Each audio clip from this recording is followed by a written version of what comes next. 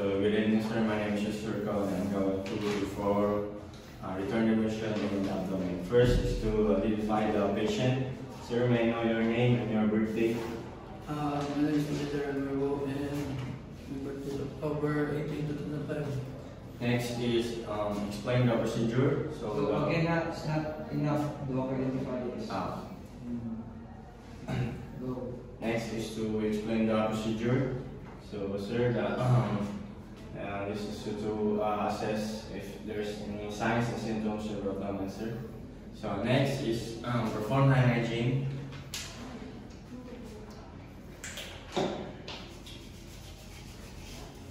Next is to assist the patient in dressing.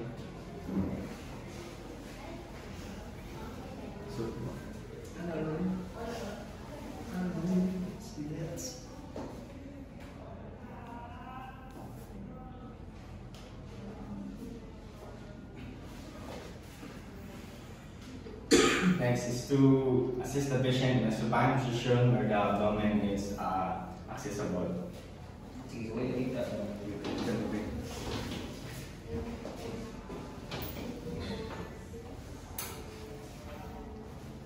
And make sure to provide privacy to the patient. First is to inspect for discoloration, lesion, masses, scars, and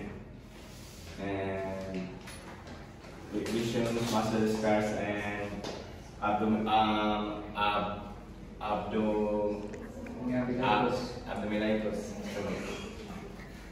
So next is auscultate using the diaphragm of your stethoscope for the vowel sounds. Make sure it's systematically.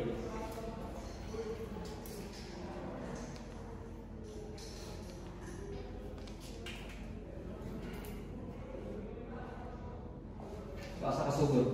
Sa one, sir, sa right lower quadrant. Right lower? Out sa right right upper quadrant, sir.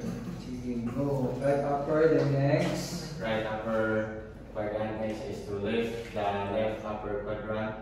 Next is the left lower quadrant and the right lower quadrant. So clockwise sa pahinga.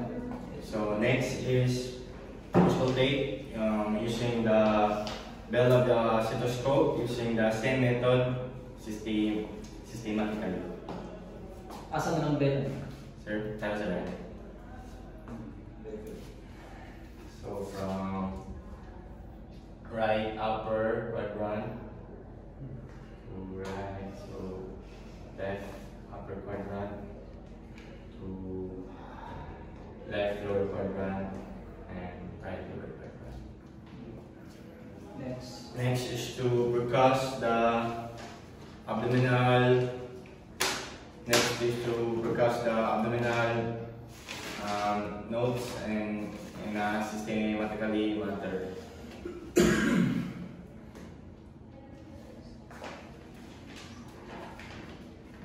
Gipkit ako. So next is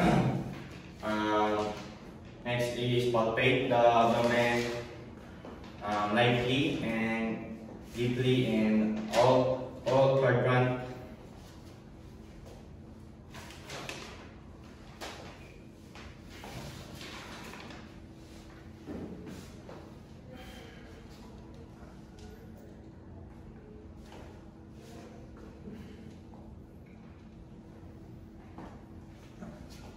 Next is to palpate the kidneys sa side, sir.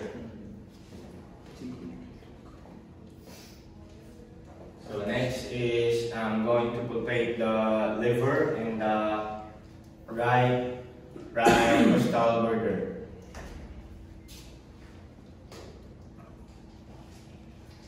Next is I'm going to palpate the spleen in the left costal border. How about the appendix? Papakita. Sa right lower quadrant. Ako pa siya palpit, sir. Okay. Tanong, okay, familiar ka ba sa anatomy mo? So next is Okay, even though if you palpate that, wala siya sakit, it could not indicate na appendicitis. Kung saan ito na reflex, itipit ninyo. Reflex ka na masyado na mechanism na may mo diagnose na appendicitis ng pasyente. Masakit sir. Pagkabalo mo ito. Hindi, naman na supos, bisa pag i-palpate, hindi mo maayon dito, di ka ng sakit. Nato'y procedure na paana yung mga kuan. Ay, sakit dyan siya. Lumatos nga lang na ito. Mark Bernice, kuan sa tayo. Ito ang pagkuhan sa pelix. Ang ako lang is just to familiarize you with ASA, ang mga vital organs nila. No? Kaya usahay kung sakit ang diri, naman kay referred pain, basta na-adre ang part na infection or na inflammation. So, di dyan siya kung sakitan ka last na mo, kick up po. So, it's not entirely ka na ito ang ibuhat, makadiagnose dahil so because we are only superficial. So, nanay sakit niya, ang sa may sunod inyong i-document, i-refer na ninyo, sa may sunod na ng buhat ng doktor. Yan ang iba, ultrasound na niya. No? So, ito ang ibuhat, primary as assessment, as nurses, kita ang kinakauna dyan. Pero dili siya indicative na mo na dyan na.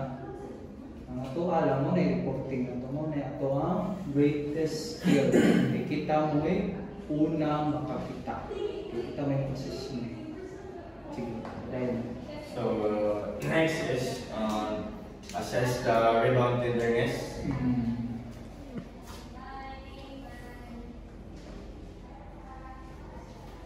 So next is palpate and auscultate in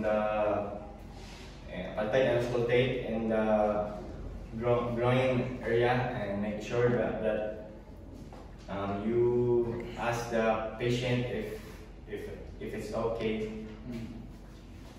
So okay na answer. Okay. So next, assist the patient and dressing.